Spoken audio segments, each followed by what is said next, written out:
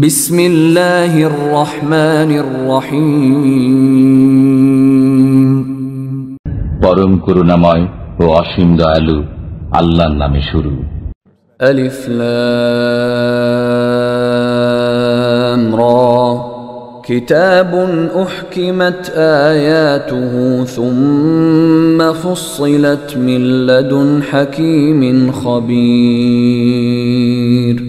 আলিফ লাম র, এ এমন এক কিতাব যার আয়াতসমূহ সুপ্রতিষ্ঠিত, অতঃপর সবিস্তারে বর্ণিত, এক মহাজ্ঞানী সর্বজ্ঞ সত্তার পক্ষ হতে।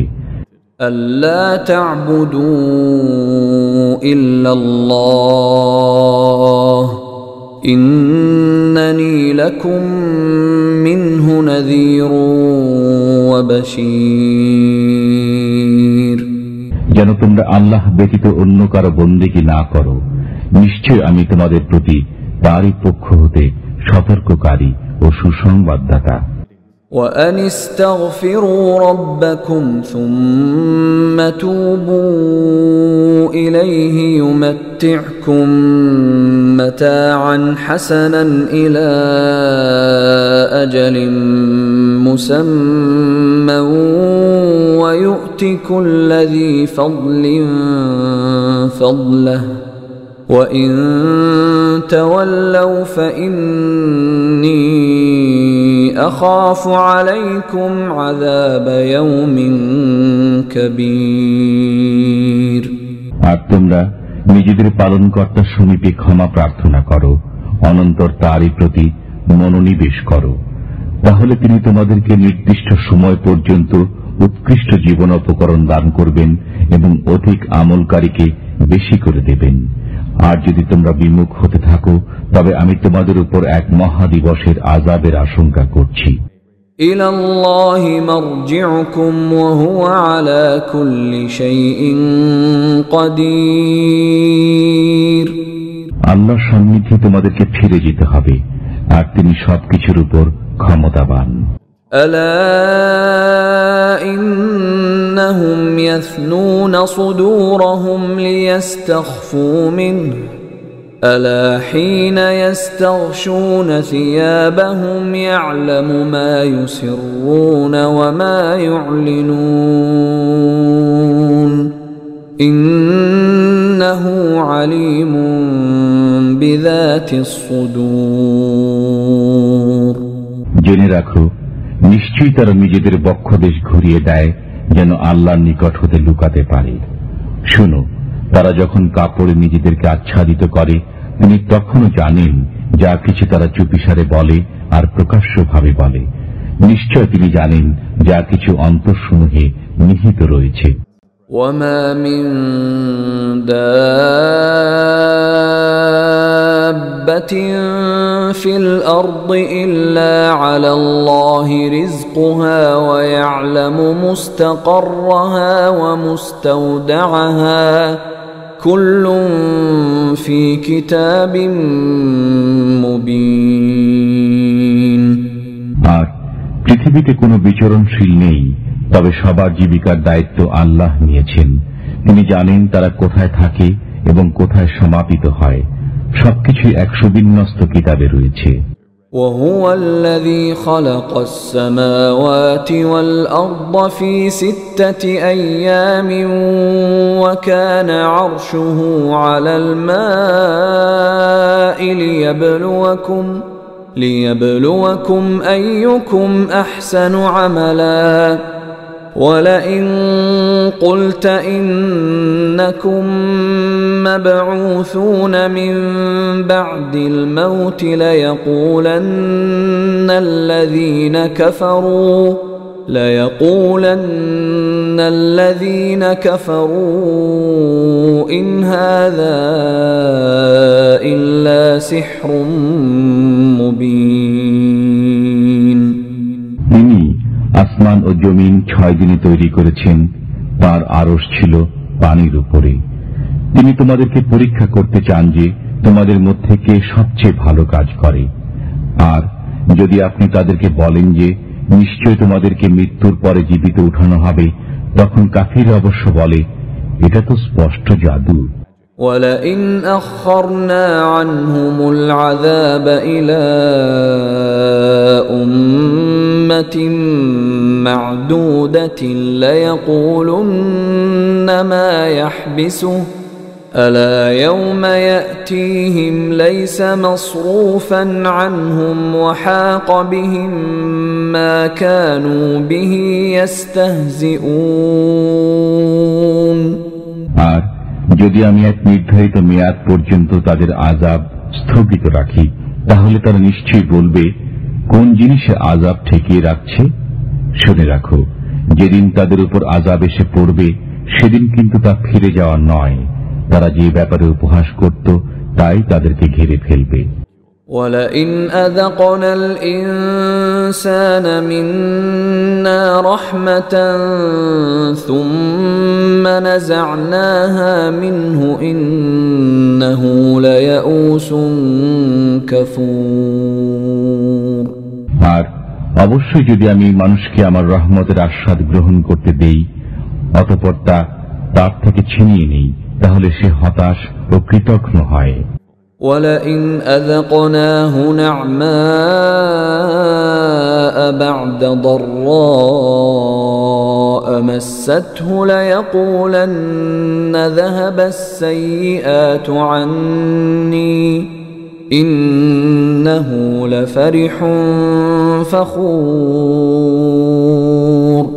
আর যদি তার উপর আপতিত দুঃখ কষ্টের পরে তাকে সুখ ভোগ করতে দেই তবে সে বলতে থাকে যে আমার অমঙ্গল দূর হয়ে গেছে, আর সে আনন্দে আত্মহারা হয়, অহংকারে উদ্ধত হয়ে পড়ে। إلا الذين صبروا وعملوا الصالحات أولئك لهم مغفرة وأجر كبير তবে যারা ধৈর্য ধারণ করেছে এবং সৎ কার্য করেছে তাদের জন্য ক্ষমা ও বিরাট প্রতিদান রয়েছে। فلعلك تارك بعض ما يوحى إليك وضائق به صدرك أن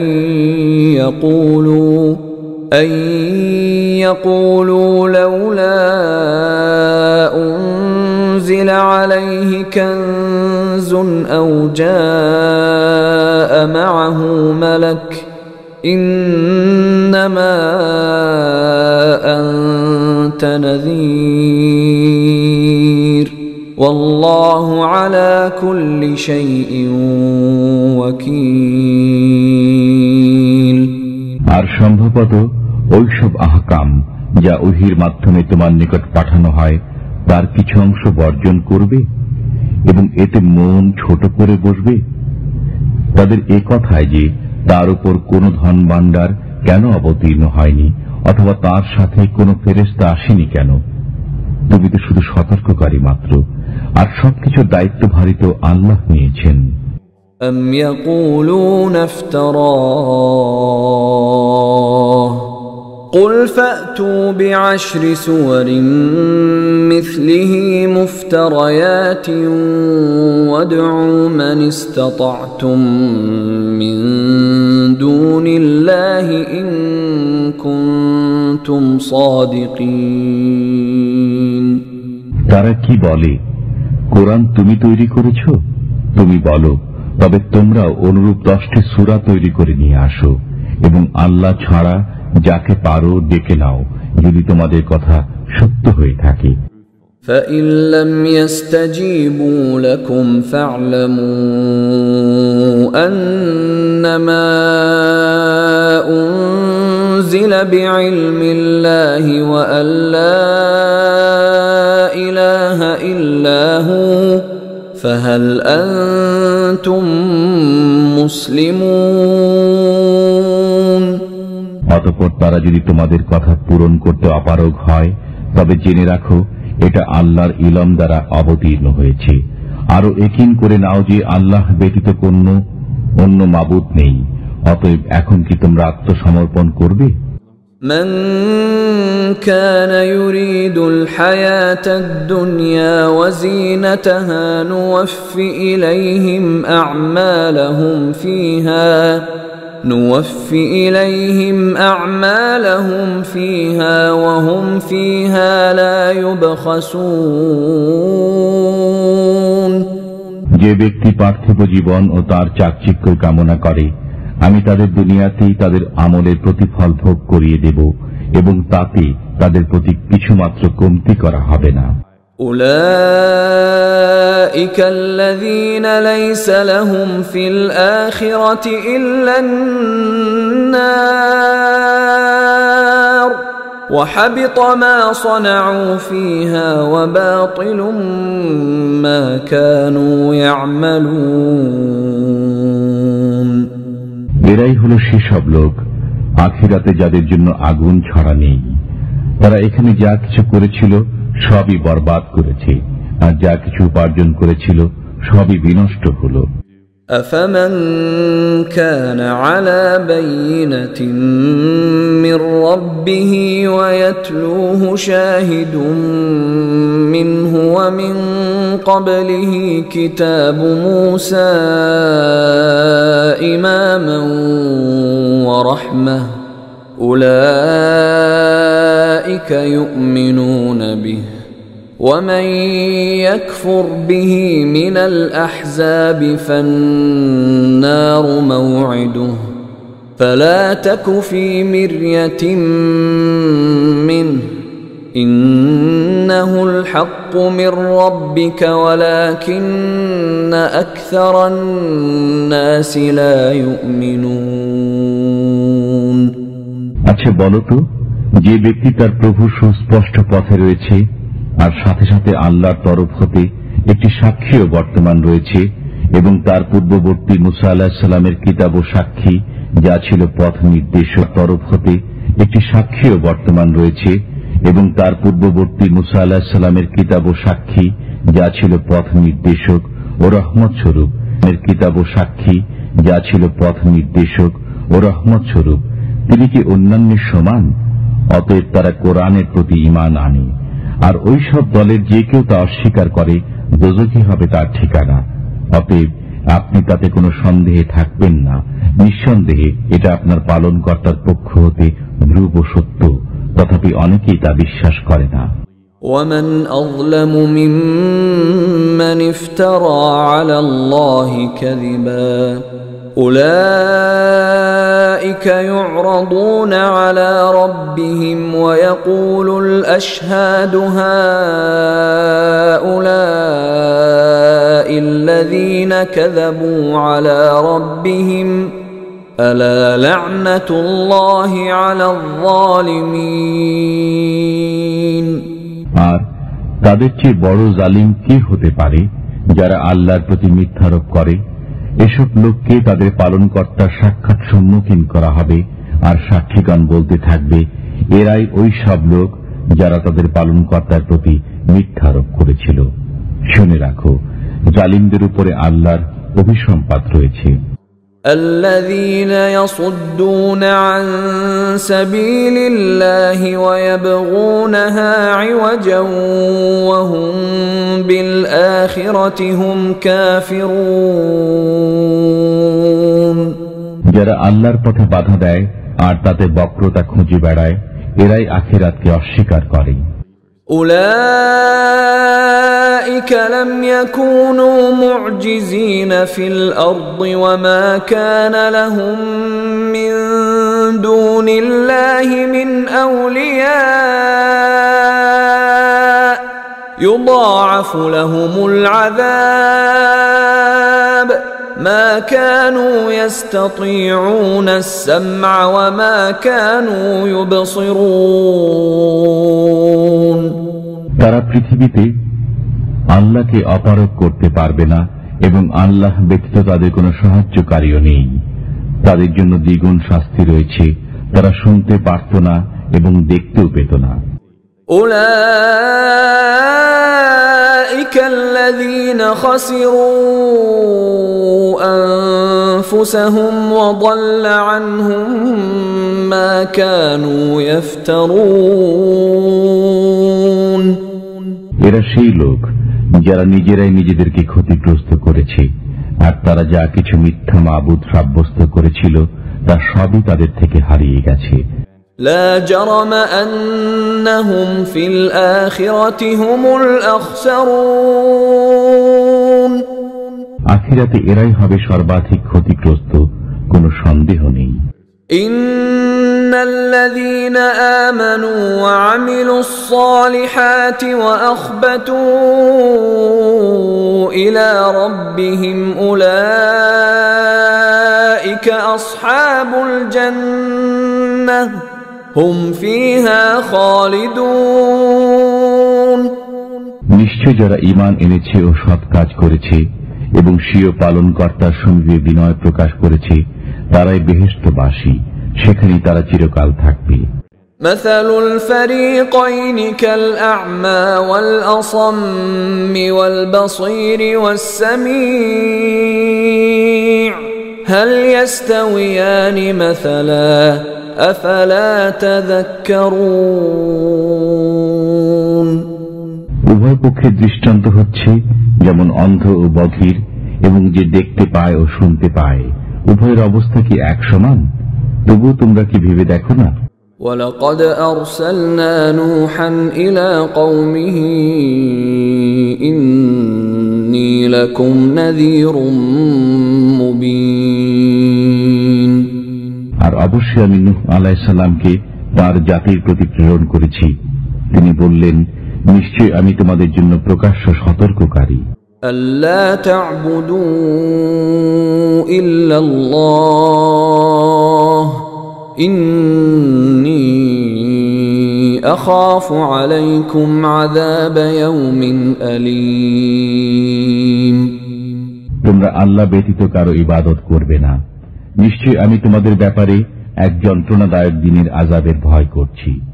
فقال الملأ الذين كفروا من قومه ما نراك إلا بشرا مثلنا وما نراك اتبعك إلا الذين هم أراذلنا بادي الرأي وما نرى لكم علينا من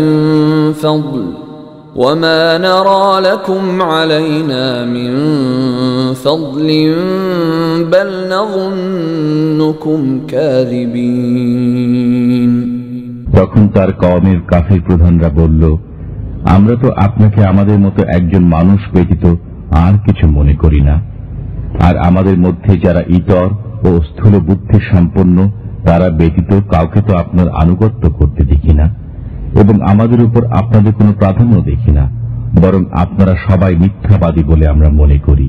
قال يا قوم أرأيتم إن كنت على بينة من ربي وآتاني رحمة من عنده فعميت عليكم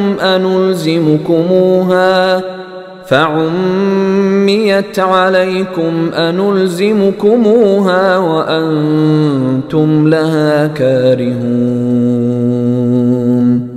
নূহ আলাইহিস সালাম বললেন, হে আমার জাতি, দেখো তো, আমি যদি আমার পালনকর্তার পক্ষ হতে স্পষ্ট দলিলের উপর থাকি আর তিনি যদি তার পক্ষ হতে আমাকে রহমত দান করে থাকেন, তারপরেও তা তোমাদের চোখে না পড়ে, তাহলে আমি কি তা তোমাদের উপর তোমাদের ইচ্ছার বিরুদ্ধে চাপিয়ে দিতে পারি? وَيَا قَوْمِ لَا أَسْأَلُكُمْ عَلَيْهِ مَالًا إِنْ أَجْرِيَ إِلَّا عَلَى اللَّهِ وَمَا أَنَا بِطَارِدِ الَّذِينَ آمَنُوا إِنَّهُمْ مُلَاقُو رَبِّهِمْ وَلَكِنِّي أَرَاكُمْ قَوْمًا تَجْهَلُونَ আর হে আমার জাতি, আমি তো এজন্য তোমাদের কাছে কোনো অর্থ চাই না, আমার পারিশ্রমিক তো আল্লাহর জিম্মায় রয়েছে। আমি কিন্তু ঈমানদারদের তাড়িয়ে দিতে পারি না, তারা অবশ্যই তাদের পালনকর্তার সাক্ষাৎ লাভ করবে, বরঞ্চ তোমাদেরই আমি অজ্ঞ সম্প্রদায় দেখছি। وَيَا قَوْمِ مَنْ يَنْصُرُنِي مِنَ اللَّهِ إِنْ طَرَدتُّهُمْ أَفَلَا تَذَكَّرُونَ আর হে আমার জাতি, আমি যদি তাদের তাড়িয়ে দেই তাহলে আমাকে আল্লাহ হতে রেহাই দেবে কে? তোমরা কি চিন্তা করে দেখো না? ولا أقول لكم عندي خزائن الله ولا أعلم الغيب ولا أقول إني ملك ولا أقول للذين تزدري أعينكم لن يؤتيهم الله خيرا الله أعلم بما في أنفسهم إني إذا لمن الظالمين। আর আমি তোমাদেরকে বলি না যে আমার কাছে আল্লাহর ভান্ডার রয়েছে, এবং একথা বলি না যে আমি গায়েবী খবরও জানি, একথা বলি না যে আমি একজন ফেরেশতা। আর তোমাদের দৃষ্টিতে যারা লাঞ্ছিত, আল্লাহ তাদের কোনো কল্যাণ দান করবেন না। তাদের মনের কথা আল্লাহ ভালো করে জানেন, সুতরাং এমন কথা বললে আমি অন্যায়কারী হব। قالوا يا نوح قد جادلتنا فأكثرت جدالنا فأتنا بما تعدنا إن كنت من الصادقين। তারা বলল, হে নূহ, আমাদের সাথে আপনি তর্ক করেছেন এবং অনেক কলহ করেছেন, এখন আপনার সেই আযাব নিয়ে আসুন যে সম্পর্কে আপনি আমাদেরকে সতর্ক করেছেন, যদি আপনি সত্যবাদী হয়ে থাকেন। قال إنما يأتيكم به الله إن شاء وما أنتم بمعجزين। তিনি বলেন, তা তোমাদের কাছে আল্লাহ আনবেন যদি তিনি ইচ্ছা করেন, তখন তোমরা পালিয়ে তাকে অপারগ করতে পারবে না। ولا ينفعكم نصحي إن أردت أن أنصح لكم إن كان الله يريد أن يغويكم هو ربكم وإليه ترجعون। আর আমি তোমাদের নসিহত করতে চাইলেও তা তোমাদের জন্য ফলপ্রসূ হবে না, যদি আল্লাহ তোমাদেরকে গোমরাহ করতে চান। তিনি তোমাদের পালনকর্তা এবং তার কাছেই তোমাদের ফিরে যেতে হবে। أم يقولون افتراه قل إن افتريته فعلي إجرامي وأنا بريء مما تجرمون। তারা কি বলে, আপনি কোরআন রচনা করে এনেছেন? আপনি বলে দিন, আমি যদি রচনা করে এনে থাকি তবে সে অপরাধ আমার, আর তোমরা যেসব অপরাধ করো তার সাথে আমার কোনো সম্পর্ক নেই। وأوحي إلى نوح أنه لن يؤمن من قومك إلا من قد آمن أنه لن يؤمن من قومك إلا من قد آمن فلا تبتئس بما كانوا يفعلون। আর নূহ আলাইহিস সালামের প্রতি ওহী প্রেরণ করা হলো যে যারা ইতিমধ্যে ঈমান এনেছে তাদের ছাড়া আপনার জাতির অন্য কেউ ঈমান আনবে না, অতএব তাদের কার্যকলাপে বিমর্ষ হবেন না। واصنع الفلك بأعيننا ووحينا ولا تخاطبني في الذين ظلموا إنهم مغرقون। আর আপনি আমার সম্মুখে আমারই নির্দেশ মোতাবেক একটি নৌকা তৈরি করুন এবং পাপিষ্ঠদের ব্যাপারে আমাকে কোনো কথা বলবেন না, অবশ্যই তারা ডুবে মরবে। ويصنع الفلك وكلما مر عليه ملأ من قومه سخروا منه قال إن تسخروا منا فإنا نسخر منكم كما تسخرون তিনি নৌকা তৈরি করতে লাগলেন, আর তার কওমের নেতৃস্থানীয় ব্যক্তিরা যখন পার্শ্ব দিয়ে যেত তখন তাকে বিদ্রুপ করত। তিনি বললেন, তোমরা যদি আমাদের উপহাস করে থাকো তবে তোমরা যেমন উপহাস করছো আমরাও তদ্রূপ তোমাদের উপহাস করছি। فسوف تعلمون من يأتيه عذاب يخزيه ويحل عليه عذاب مقيم। অতঃপর অচিরে জানতে পারবে লাঞ্ছনাজনক আযাব কার উপর আসে এবং চিরস্থায়ী আযাব কার উপর অবতরণ করে। حتى إذا جاء أمرنا وفارت النور قل نحمل فيها من كل زوجين اثنين قل نحمل فيها من كل زوجين اثنين وأهلك إلا من سبق عليه القول ومن آمن وما آمن معه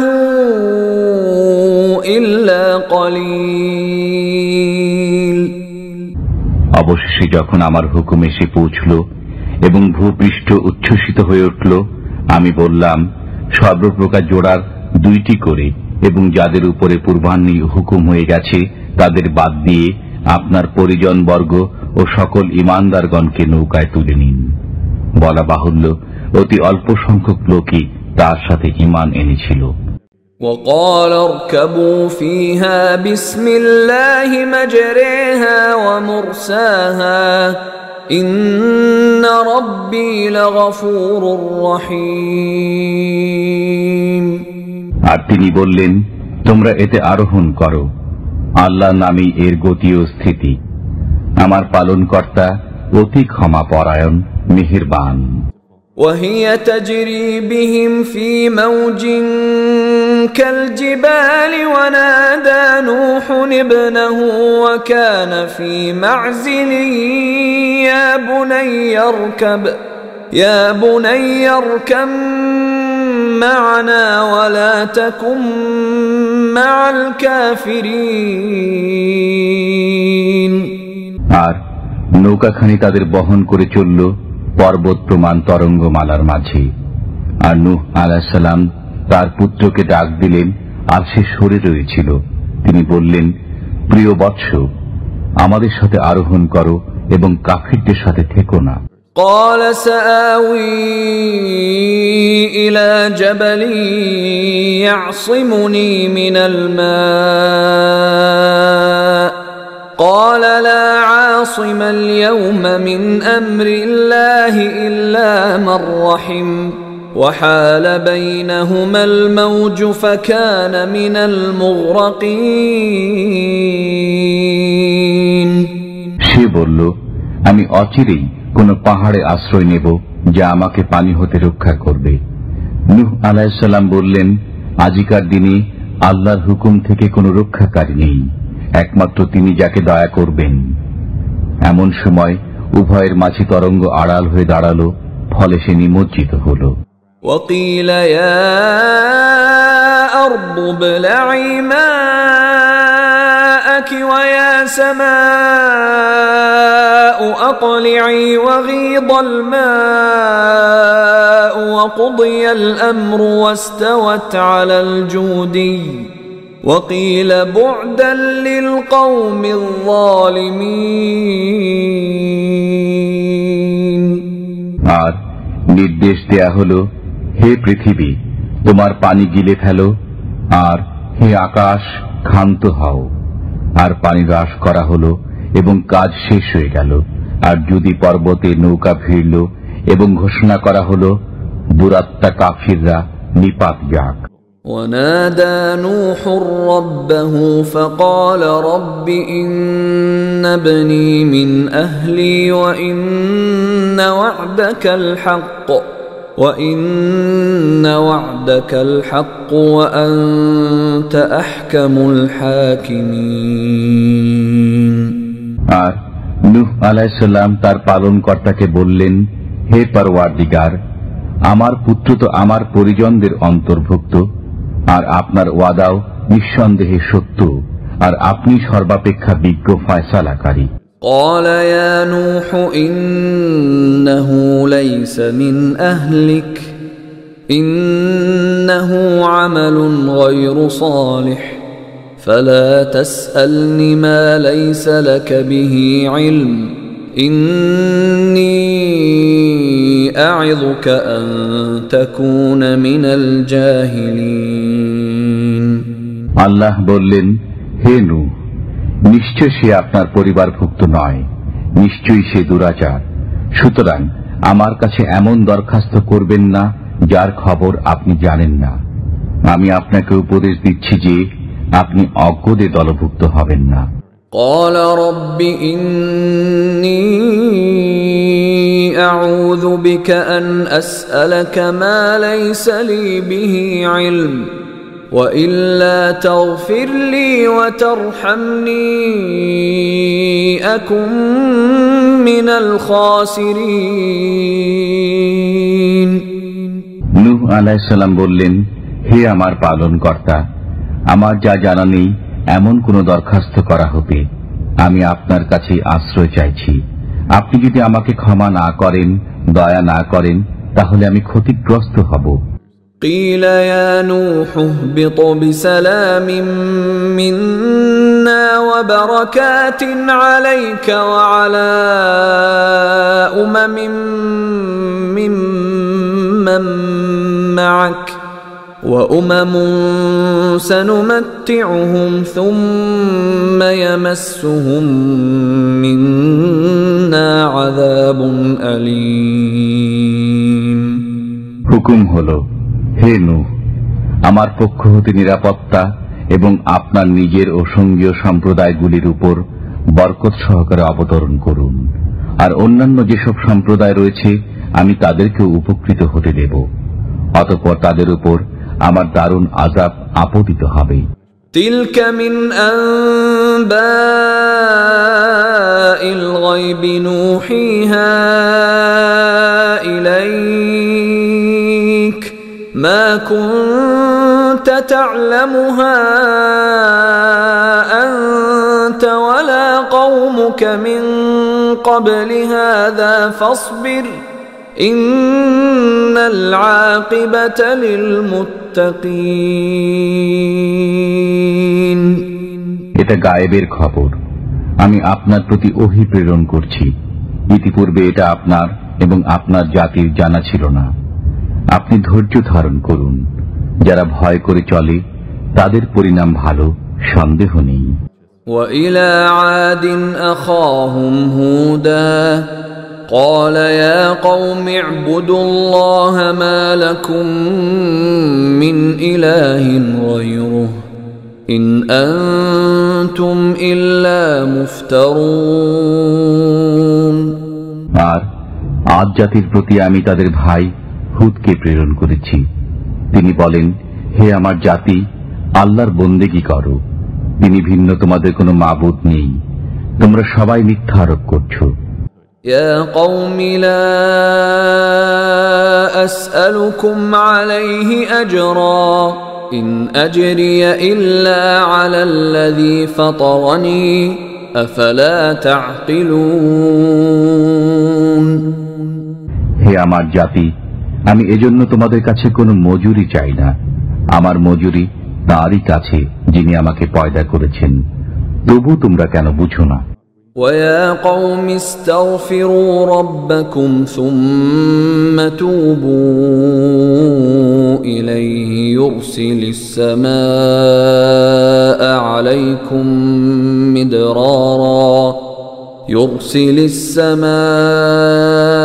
عليكم مدرارا ويزدكم قوة إلى قوتكم ولا تتولوا مجرمين আর হে আমার কওম, তোমাদের পালনকর্তার কাছে তোমরা ক্ষমা প্রার্থনা করো, অতঃপর তাঁরই প্রতি মনোনিবেশ করো।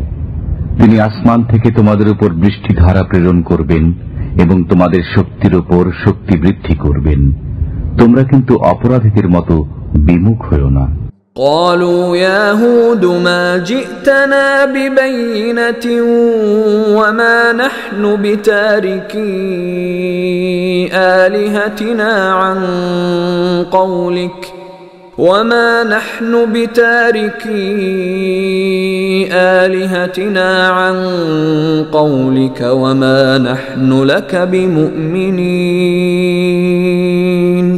তারা বলল, হে হুদ, তুমি আমাদের কাছে কোনো প্রমাণ নিয়ে আসনি। আমরা তোমার কথায় আমাদের দেবদেবীদের বর্জন করতে পারি না, আর আমরা তোমার প্রতি ঈমান আনয়নকারীও নই। إن نقول إلا اعتراك بعض آلهتنا بسوء قال إني أشهد الله واشهدوا أني بريء مما تشركون। বরং আমরা তো বলি যে আমাদের কোন দেবতা তোমার উপরে শোচনীয় ভূত চাপিয়ে দিয়েছে। হুদ বললেন, আমি আল্লাহকে সাক্ষী করেছি, আর তোমরাও সাক্ষী থাকো যে আমার কোনো সম্পর্ক নেই তাদের সাথে যাদেরকে তোমরা শরীক করছো। من دونه فكيدوني جميعا ثم لا تنظرون। তাকে ছাড়া তোমরা সবাই মিলে আমার অনিষ্ট করার প্রয়াস চালাও, অতঃপর আমাকে কোনো অবকাশ দিও না। إني توكلت على الله ربي وربكم ما من دابة إلا هو آخذ بناصيتها إن ربي على صراط মুস্তাকিম। আমি আল্লাহর উপর নিশ্চিত ভরসা করেছি, যিনি আমার এবং তোমাদের পরওয়ারদিগার। পৃথিবীর বুকে বিচরণকারী এমন কোন প্রাণী নেই যা তার পূর্ণ আয়ত্তাধীন নয়। আমার পালনকর্তার সরল পথে সন্দেহ নেই। فإن تولوا فقد أبلغتكم ما أرسلت به إليكم ويستخلف ربي قوما غيركم ولا تضرونه شيئا إن ربي على كل شيء حفيظ। তথাপি যদি তোমরা মুখ ফিরাও, তবে আমি তোমাদেরকে তা পৌঁছিয়েছি যা আমার কাছে তোমাদের প্রতি প্রেরিত হয়েছে, আর আমার পালনকর্তা অন্য কোন জাতিকে তোমাদের স্থলাভিষিক্ত করবেন, আর তোমরা তার কিছুই বিগড়াতে পারবে না। নিশ্চয়ই আমার পরওয়ারদিগারই প্রতিটি বস্তুর হেফাজতকারী। ولما جاء أمرنا نجينا هودا والذين آمنوا معه برحمة منا ونجيناهم من عذاب غليظ। আর আমার আদেশ যখন উপস্থিত হলো, তখন আমি নিজ রহমতে হুদ এবং তার সঙ্গী ঈমানদারগণকে পরিত্রাণ করি এবং তাদেরকে এক কঠিন শাস্তি হতে রক্ষা করি। وتلك عاد جحدوا بآيات ربهم وعصوا رسله واتبعوا أمر كل جبار عنيد। এ ছিল আদ জাতি, যারা তাদের পালনকর্তার আয়াতকে অমান্য করেছে আর তদীয় রসুলগণের অবাধ্যতা করেছে এবং প্রত্যেক উদ্ধত বিরোধীদের আদেশ পালন করেছে। وَأُتْبِعُوا فِي هَذِهِ الدُّنْيَا لَعْنَةً وَيَوْمَ الْقِيَامَةِ أَلَا إِنَّ عَادًا كَفَرُوا رَبَّهُمْ ألا بعدا لعاد قوم هود এ দুনিয়ায় তাদের পিছনে পিছনে লানত রয়েছে এবং কিয়ামতের দিনেও। জেনে রাখো, আদ জাতি তাদের পালনকর্তাকে অস্বীকার করেছে। হুদের জাতি আদ জাতির প্রতি অভিসম্পাত রয়েছে, জেনে রাখো।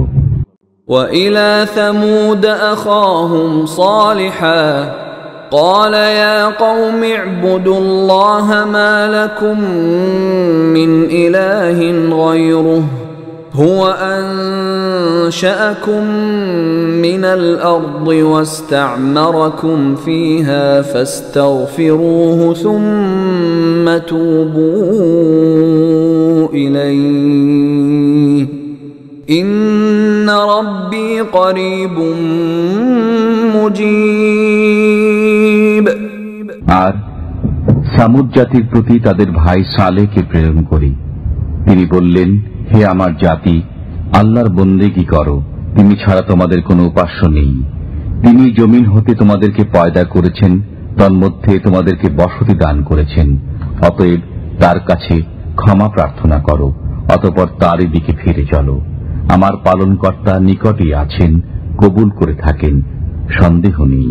قالوا يا صالح قد كنت فينا مرجوا قبل هذا أتنهانا أن نعبد ما يعبد آباؤنا وإننا لفي شك مما تدعونا إليه مريب তারা বলল, হে সালেহ, ইতিপূর্বে তোমার কাছে আমাদের বড় আশা ছিল।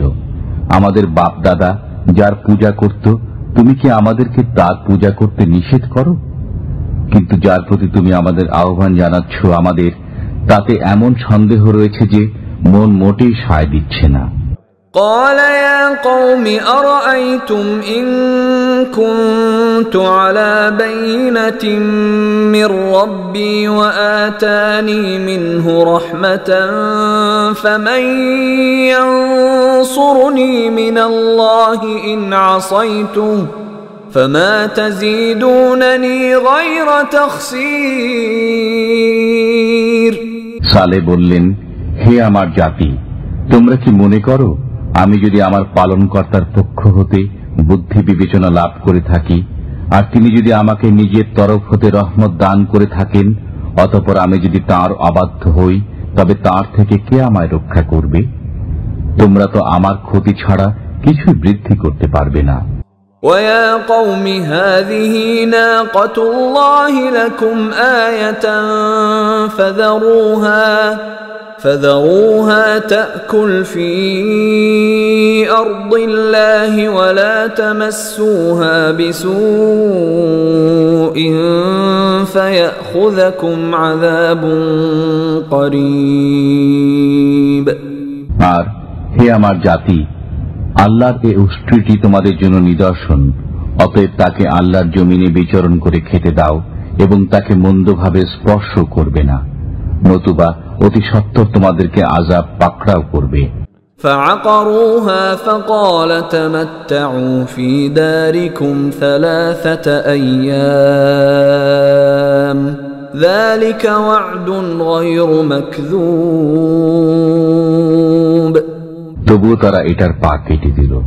তখন সালে বললেন, তোমরা নিজেদের গৃহে 3টি দিন উপভোগ করে নাও, এটা এমন ওয়াদা যা মিথ্যা হবে না। فلما جاء أمرنا نجينا صالحا والذين آمنوا معه برحمة منا ومن خزي يومئذ إن ربك هو القوي العزيز অতঃপর আমার আযাব যখন উপস্থিত হলো, তখন আমি সালেহকে ও তদীয় সঙ্গী ইমানদারগণকে নিজ রহমতে উদ্ধার করি এবং সেদিনকার অপমান হতে রক্ষা করি। নিশ্চয় তোমার পালনকর্তা, তিনি সর্বশক্তিমান, পরাক্রমশালী। وأخذ الذين ظلموا الصيحة فأصبحوا في ديارهم جاثمين। আর ভয়ঙ্কর গর্জন পাপিষ্ঠদের পাকড়া করল, ফলে ভোর হতে না হতেই তারা নিজ নিজ গৃহসমূহে উপুড় হয়ে পড়ে রইল। كأن لم يغنوا فيها ألا إن ثمود كفروا ربهم ألا بعدا لثمود। যেন তারা কোনো দিনই সেখানে ছিল না। জেনে রাখো, নিশ্চয় সামুদ জাতি তাদের পালনকর্তার প্রতি অস্বীকার করেছিল। আর শুনে রাখো, সামুদ জাতির জন্য অভিশাপ রয়েছে। وَلَقَدْ جَاءَتْ رُسُلُنَا إِبْرَاهِيمَ بِالْبُشْرَى قَالُوا سَلَامًا قَالَ سَلَامٌ فَمَا لَبِثَ أَن جَاءَ بِعِجْلٍ حَنِيذٍ। আর অবশ্যই আমার প্রেরিত ফেরেশতারা ইব্রাহিমের কাছে সুসংবাদ নিয়ে এসেছিল। তারা বলল সালাম, তিনিও বললেন সালাম। অতঃপর অল্পক্ষণের মধ্যেই তিনি একটি ভুনা করা বাছুর নিয়ে এলেন। فَلَمَّا رَأَى أَيْدِيَهُمْ لَا تَصِلُ إِلَيْهِ نَكِرَهُمْ وَأَوْجَسَ مِنْهُمْ خِيفَةً قَالُوا لَا تَخَفْ إِنَّا أُرْسِلْنَا إِلَى قَوْمِ لُوطٍ। কিন্তু যখন দেখলেন যে আহার্যের দিকে তাদের হস্ত প্রসারিত হচ্ছে না, তখন তিনি সন্দিগ্ধ হলেন এবং মনে মনে তাদের সম্পর্কে ভয় অনুভব করতে লাগলেন। তারা বলল, ভয় পাবেন না, আমরা লূতের কওমের প্রতি প্রেরিত হয়েছি। وامرأته قائمة فضحكت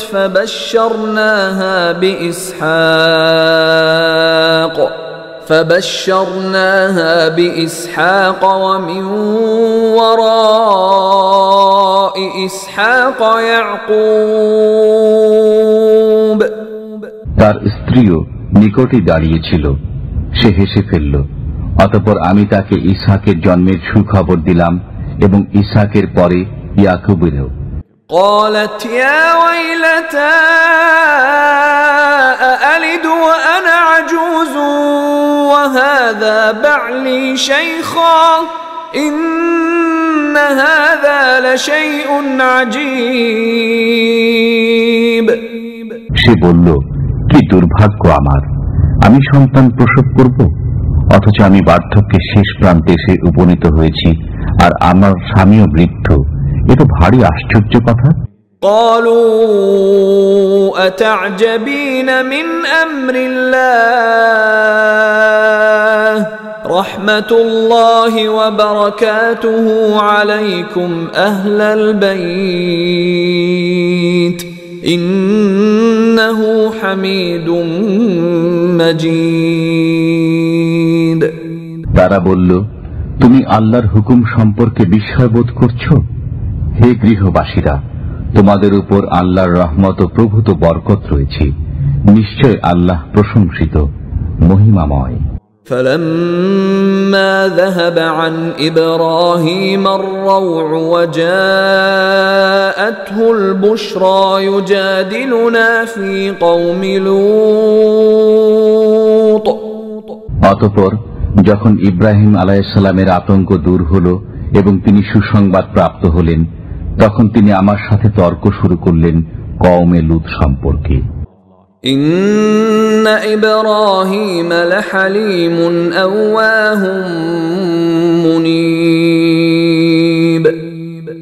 ইব্রাহিম আলাইহিসসালাম বড়ই ধৈর্যশীল, কোমল হৃদয়, আল্লাহমুখী, সন্দেহ নেই। يا إبراهيم أعرض عن هذا إنه قد جاء أمر ربك وإنهم آتيهم عذاب غير مردود। ইব্রাহিম, এহেন ধারণা পরিহার করো, তোমার পালনকর্তার হুকুম এসে গেছে এবং তাদের উপর সে আযাব অবশ্যই আপতিত হবে, যা কখনো প্রতিহত হবার নয়। ولما جاءت رسلنا لوطا سيء بهم وضاق بهم ذرعا وقال هذا يوم عصيب। আর যখন আমার প্রেরিত ফেরেশতাগণ লূত আলাইহিস সালামের নিকট উপস্থিত হল, তখন তাদের আগমনে তিনি দুশ্চিন্তাগ্রস্ত হলেন এবং তিনি বলতে লাগলেন, আজ অত্যন্ত কঠিন দিন। وجاءه قومه يهرعون إليه ومن قبل كانوا يعملون السيئات قال يا قوم هؤلاء بناتي هن أطهر لكم فاتقوا الله ولا تخزون في ضيفي أليس منكم رجل رشيد। আর তার কওমের লোকেরা স্বতঃস্ফূর্তভাবে তার গৃহপানে ছুটে আসতে লাগল। পূর্ব থেকে তারা কুকর্মে তৎপর ছিল। লূত আলাইহিস সালাম বললেন, হে আমার কওম, এ আমার কন্যারা রয়েছে, এরা তোমাদের জন্য অধিক পবিত্রতমা। সুতরাং তোমরা আল্লাহকে ভয় করো এবং অতিথিদের ব্যাপারে আমাকে লজ্জিত করো না। তোমাদের মধ্যে কি কোনো ভালো মানুষ নেই?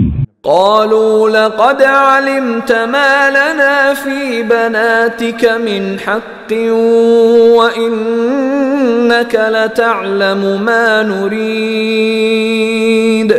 তারা বলল, তুমি তো জানোই তোমার কন্যাদের নিয়ে আমাদের কোনো গরজ নেই, আর আমরা কি চাই তাও তুমি অবশ্যই জানো। قال لو أن لي بكم قوة أو آوي إلى ركن شديد। লূত আলাইহিস সালাম বললেন, হায়, তোমাদের বিরুদ্ধে যদি আমার শক্তি থাকত অথবা আমি কোন সুদৃঢ় আশ্রয় গ্রহণ করতে সক্ষম হতাম। قالوا يا لوط إنا رسل ربك لن يصلوا إليك فأسر بأهلك بقطع من الليل ولا يلتفت منكم أحد إلا امرأتك إنه مصيبها ما أصابهم إن موعدهم الصبح أليس الصبح بقريب।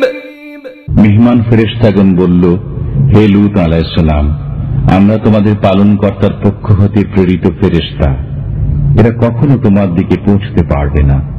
ব্যাস, তুমি কিছুটা রাত থাকতে থাকতে নিজের লোকজন নিয়ে বাইরে চলে যাও, আর তোমাদের কেউ যেন পিছনে ফিরে না তাকায়। কিন্তু তোমার স্ত্রী, নিশ্চয় তার উপরও ওটা আপতিত হবে যা ওদের উপর আপতিত হবে। ভোরবেলায় তাদের প্রতিশ্রুতির সময়, ভোর কি খুব কাছে নয়? فلما جاء أمرنا جعلنا عاليها سافلها وأمطرنا عليها حجارة من سجيل منضود। অবশেষে যখন আমার হুকুম এসে পৌঁছল, তখন আমি উক্ত জনপদকে উপরকে নিচে করে দিলাম এবং তার উপর স্তরে স্তরে কাকর পাথর বর্ষণ করলাম। মুসাওয়ামাতান ইনদা রাব্বিক ওয়া মা হিয়া মিনাল যালিমিন বিবাঈদ। যার প্রতিটি তোমার পালনকর্তার নিকট চিহ্নিত ছিল, আর তা পাপিষ্ঠদের থেকে খুব দূরেও নয়। وإلى مدين أخاهم شعيبا قال يا قوم اعبدوا الله ما لكم من إله غيره ولا تنقصوا المكيال والميزان إني أراكم بخير وإني أخاف عليكم عذاب يوم محيط আর মাদায়ানবাসীদের প্রতি তাদের ভাই শুআয়ব আলাইহিস সালামকে প্রেরণ করেছি। তিনি বললেন, হে আমার কওম, আল্লাহর বন্দেগী করো, তিনি ছাড়া আমাদের কোনো মাবুদ নেই, আর পরিমাপে ও ওজনে কম দিও না। আজ আমি তোমাদেরকে ভালো অবস্থায় দেখছি, কিন্তু আমি তোমাদের উপর এমন একদিনের আযাবের আশঙ্কা করছি যে দিনটি পরিবেষ্টনকারী। ويا قوم أوفوا المكيال والميزان بالقسط ولا تبخسوا الناس أشياءهم ولا تعثوا في الأرض مفسدين আর হে আমার জাতি, ন্যায়নিষ্ঠার সাথে ঠিকভাবে পরিমাপ করো ও ওজন দাও, এবং লোকদের জিনিসপত্রে কোনরূপ ক্ষতি করো না, আর পৃথিবীতে ফাসাদ করে বেড়াবে না। بقية الله خير لكم إن كنتم مؤمنين وما أنا عليكم بحفيظ আল্লাহ প্রদত্ত উদ্বৃত্ত তোমাদের জন্য উত্তম যদি তোমরা ঈমানদার হও, আর আমি তো তোমাদের উপর সদা পর্যবেক্ষণকারী নই।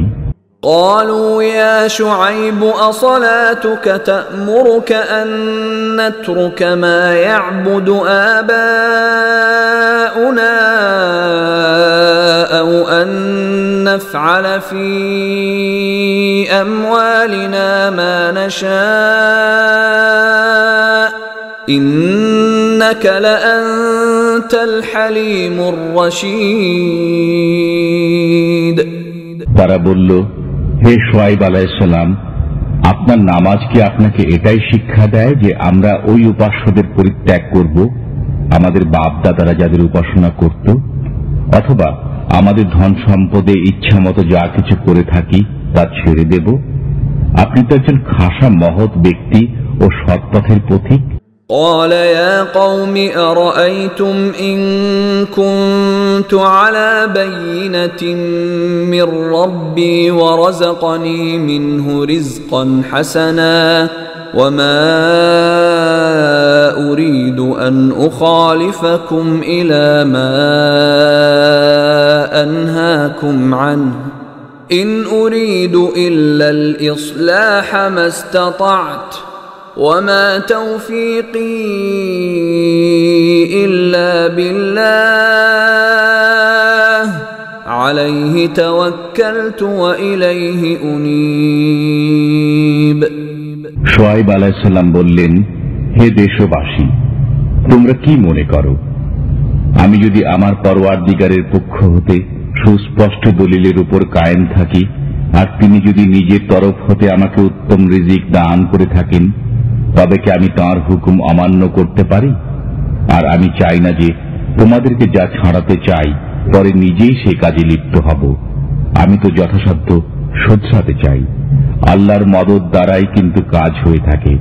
আমি তাঁর উপরে নির্ভর করি এবং তাঁরই প্রতি ফিরে যাই।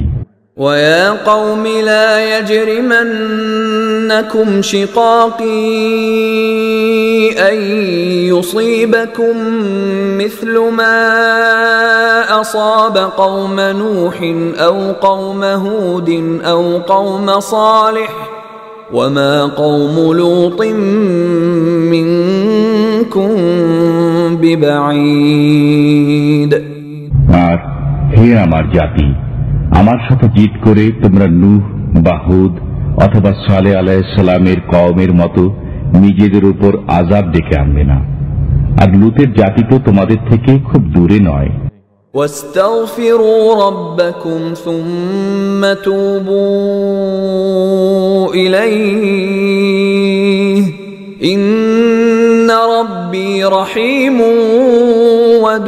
ودود আর তোমাদের পালনকর্তার কাছে মার্জনা চাও এবং তারই পানে ফিরে এসো। নিশ্চয়ই আমার পরওয়ারদিগার খুবই মেহেরবান, অতি স্নেহময়। قالوا يا شعيب ما نفقه كثيرا مما تقول وإنا لنراك فينا ضعيفا ولولا رهطك لرجمناك وما أنت علينا بعزيز তারা বলল, হে শুআয়ব আলাইহিস সালাম, আপনি যা বলেছেন তার অনেক কথাই আমরা বুঝিনি।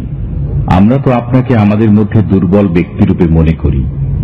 আপনার ভাই বন্ধুরা না থাকলে আমরা আপনাকে প্রস্তরাঘাতে হত্যা করতাম। আমাদের দৃষ্টিতে আপনি কোনো মর্যাদাবান ব্যক্তি নন। قال يا قوم أرهطي أعز عليكم من الله واتخذتموه وراءكم ظهريا إن ربي بما تعملون محيط শুআয়ব আলাইহিস সালাম বললেন, হে আমার জাতি, আমার ভাই বন্ধুরা কি তোমাদের কাছে আল্লাহর চেয়ে প্রভাবশালী? আর তোমরা তাকে তো বিস্মৃত হয়ে পেছনে ফেলে রেখেছ। নিশ্চয়ই তোমাদের কার্যকলাপ আমার পালনকর্তার আয়ত্তে রয়েছে। وَيَا قَوْمِ اعْمَلُوا عَلَى مَكَانَتِكُمْ إِنِّي عَامِلٌ سَوْفَ تَعْلَمُونَ مَنْ يَأْتِيهِ عَذَابٌ يُخْزِيهِ وَمَنْ هُوَ كَاذِبٌ وَارْتَقِبُوا إِنِّي مَعَكُمْ رَقِيبٌ আর হে আমার জাতি, তোমরা নিজ স্থানে কাজ করে যাও, আমিও কাজ করছি। অচিরেই জানতে পারবে কার উপর অপমানকর আযাব আসে আর কে মিথ্যাবাদী। আর তোমরাও অপেক্ষায় থাকো, আমিও তোমাদের সাথে অপেক্ষায় রইলাম। ولما جاء أمرنا نجينا شعيبا والذين آمنوا معه برحمة منا وأخذت الذين ظلموا الصيحة فأصبحوا في ديارهم جاثمين আর আমার হুকুম যখন এলো, আমি শুআয়ব আলাইহিস সালাম ও তার সঙ্গী ঈমানদারগণকে নিজ রহমতে রক্ষা করি, আর পাপিষ্ঠদের উপর বিকট গর্জন পতিত হল। ফলে ভোর না হতেই তারা নিজেদের ঘরে উপুর হয়ে পড়ে রইল। كأن لم يغنوا فيها ألا بعدا لمدين كما بعدت ثمود যেন তারা সেখানে কখনো বসবাসী করেনি। জেনে রাখো, সামুদের প্রতি অভিসম্পাতের মতো মাদিয়ানবাসীর উপরে অভিসম্পাত। ولقد أرسلنا موسى بآياتنا وسلطان مبين আর আমি মুসা আলাইহিস সালামকে প্রেরণ করি আমার নিদর্শনাদি ও সুস্পষ্ট সনদ সহ إلى فرعون وملئه فاتبعوا أمر فرعون وما أمر فرعون برشيد ফিরাউন ও তার পারিষদ বর্গের কাছে। তবুও তারা ফিরাউনের হুকুমে চলতে থাকে, অথচ ফিরাউনের কোনো কথা ন্যায়সঙ্গত ছিল না। يقدم قومه يوم القيامة فأوردهم النار وبئس الورد المورود কিয়ামতের দিন সে তার জাতির লোকদের আগে আগে থাকবে এবং তাদেরকে জাহান্নামের আগুনে পৌঁছে দেবে, আর সেটা অতীব নিকৃষ্ট স্থান যেখানে তারা পৌঁছেছে। وأتبعوا في هذه لعنة ويوم القيامة بئس الرفد المرفود আর এ জগতেও তাদের পিছনে লানত রয়েছে এবং কিয়ামতের দিনেও অত্যন্ত জঘন্য প্রতিফল যা তারা পেয়েছে। ذلك من أنباء القرى نقصه عليك منها قائم وحصيد এ হচ্ছে কয়েকটি জনপদের সামান্য ইতিবৃত্ত যা আমি আপনাকে শোনাচ্ছি। তন্মধ্যে কোন কোনটি এখনো বর্তমান আছে আর কোন কোনটি শিকড় কেটে দেওয়া হয়েছে। وما ظلمناهم ولكن ظلموا أنفسهم فما أغنت عنهم آلهتهم التي يدعون من دون الله من شيء لما جاء أمر ربك وما زادوهم غير تتبيب আমি কিন্তু তাদের প্রতি জুলুম করিনি, বরং তারা নিজেরাই নিজের উপর অবিচার করেছে। ফলে আল্লাহকে বাদ দিয়ে তারা যেসব মাবুদকে ডাকত, আপনার পালনকর্তার হুকুম যখন এসে পড়ল তখন কেউ কোনো কাজে আসলো না, তারা শুধু বিপর্যয় বৃদ্ধি করল। وكذلك أخذ ربك إذا أخذ القرى وهي ظالمة إن أخذه أليم شديد আর তোমার পরওয়ারদিগার যখন কোনো পাপপূর্ণ জনপদকে ধরেন তখন এমনি ভাবেই ধরে থাকেন। নিশ্চয় তার পাকড়াও খুবই মারাত্মক, বড়ই কঠোর। إن في ذلك لآية لمن خاف عذاب الآخرة ذلك يوم مجموع له الناس وذلك يوم مشهود নিশ্চয় এর মধ্যে নিদর্শন রয়েছে এমন প্রতিটি মানুষের জন্য যে আখিরাতের আযাবকে ভয় করে। তা এমন একদিন যেদিন সব মানুষই সমবেত হবে, সেদিনটি যে হাজিরের দিন। وما نؤخره إلا لأجل معدود আর আমি যে তা বিলম্বিত করি তা শুধু একটি ওয়াদার কারণে যা নির্ধারিত রয়েছে। يوم يأتي لا تكلم نفس إلا بإذنه فمنهم شقي وسعيد যেদিন তা আসবে সেদিন আল্লাহর অনুমতি ছাড়া কেউ কোনো কথা বলতে পারবে না। অতঃপর কিছু লোক হবে হতভাগ্য আর কিছু লোক সৌভাগ্যবান। فأما الذين شقوا ففي النار لهم فيها زفير وشهيق অতএব যারা হতভাগ্য তারা দোজখে যাবে, সেখানে তারা আর্তনাদ ও চিৎকার করতে থাকবে। خالدين فيها ما دامت السماوات والأرض إلا ما شاء ربك إن ربك فعال لما يريد তারা সেখানে চিরকাল থাকবে যতদিন আসমান ও জমিন বর্তমান থাকবে। তবে তোমার প্রতিপালক অন্য কিছু ইচ্ছা করলে ভিন্ন কথা। নিশ্চয় তোমার পরওয়ারদিগার যা ইচ্ছা করতে পারেন। وأما الذين سعدوا ففي الجنة خالدين فيها ما دامت السماوات والأرض إلا ما شاء ربك عطاء غير مجذوذ আর যারা সৌভাগ্যবান তারা বেহেশতের মাঝে, সেখানে চিরদিন থাকবে যতদিন আসমান ও জমিন বর্তমান থাকবে। তবে তোমার প্রভু অন্য কিছু ইচ্ছা করলে ভিন্ন কথা। এ দানের ধারাবাহিকতা কখনো ছিন্ন হওয়ার নয়। فلا تك في مرية مما يعبد هؤلاء ما يعبدون إلا كما يعبد آباؤهم من قبل وإنا لموفوهم نصيبهم غير منقوص অতএব তারা যে সবের উপাসনা করে তুমি সে ব্যাপারে কোনরূপ ধোঁকায় পড়বে না। তাদের পূর্ববর্তী বাপ দাদারা যেমন পূজা উপাসনা করত, এরাও তেমন করছে। আর নিশ্চয় আমি তাদেরকে আযাবের ভাগ কিছুমাত্র কম না করেই পুরোপুরি দান করব।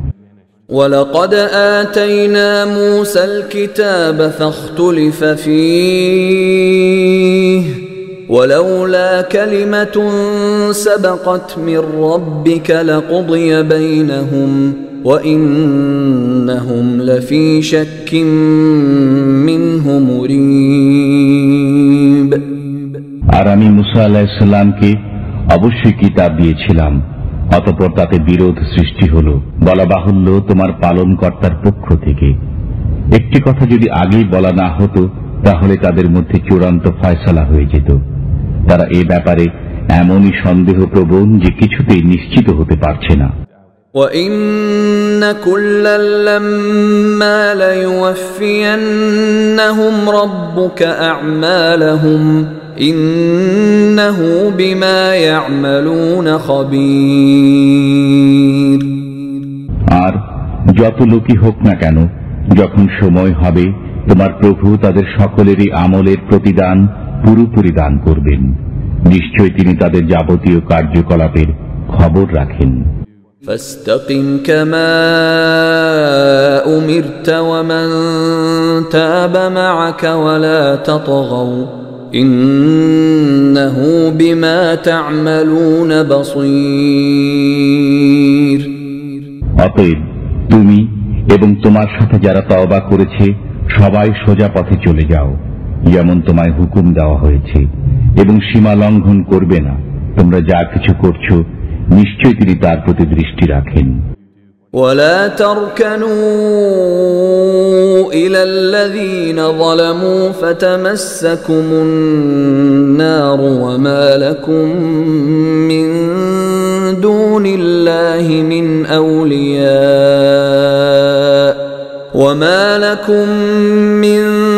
دون الله من أولياء ثم لا تنصرون। আর পাপিষ্ঠদের প্রতি ঝুঁকবে না, নতুবা তোমাদের কেউ আগুনে ধরবে, আর আল্লাহ ছাড়া তোমাদের কোনো বন্ধু নেই, অতএব কোথাও সাহায্য পাবে না। وأقم الصلاة طرفي النهار وزلفا من الليل إن الحسنات يذهبن السيئات ذلك ذكرى للذاكرين।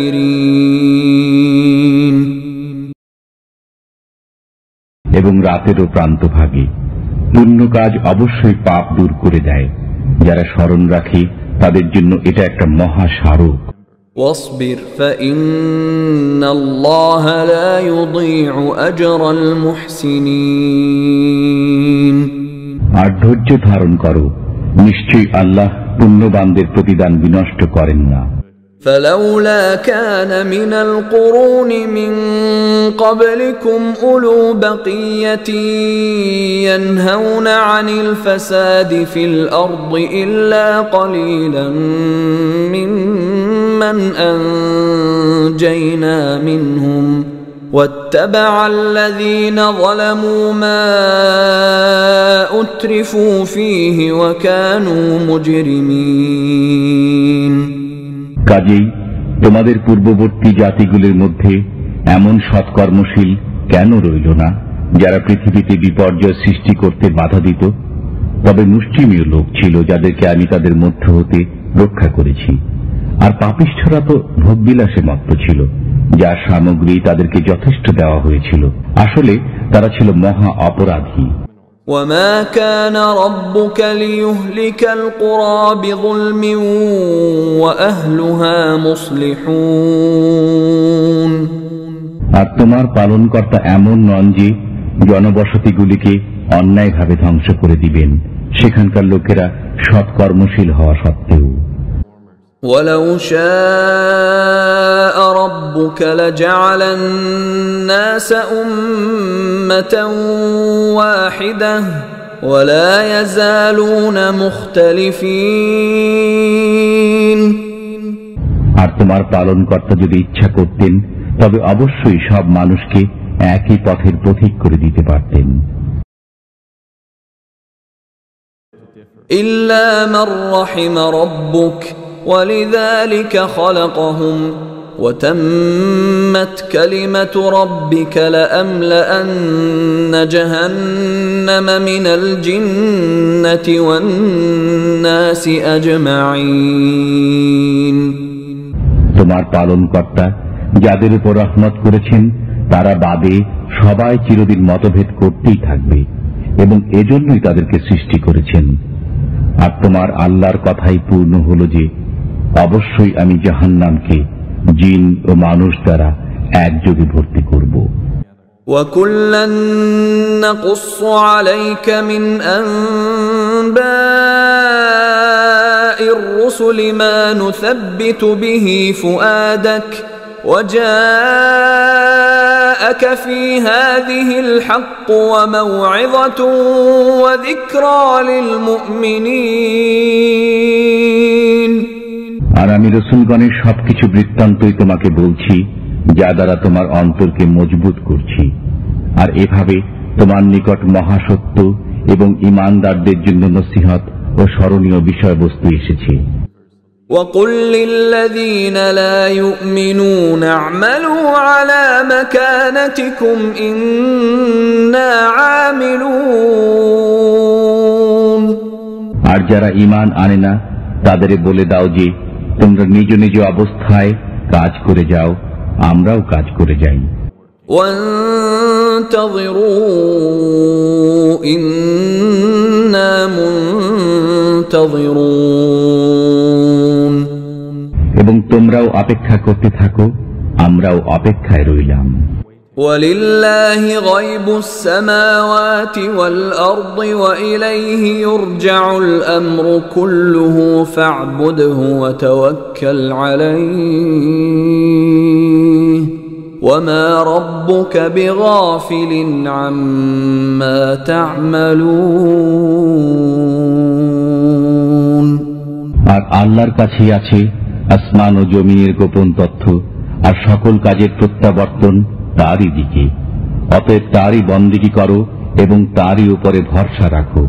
আর তোমাদের কার্যকলাপ সম্বন্ধে তোমার প্রতিপালক কিন্তু বেখবর নন।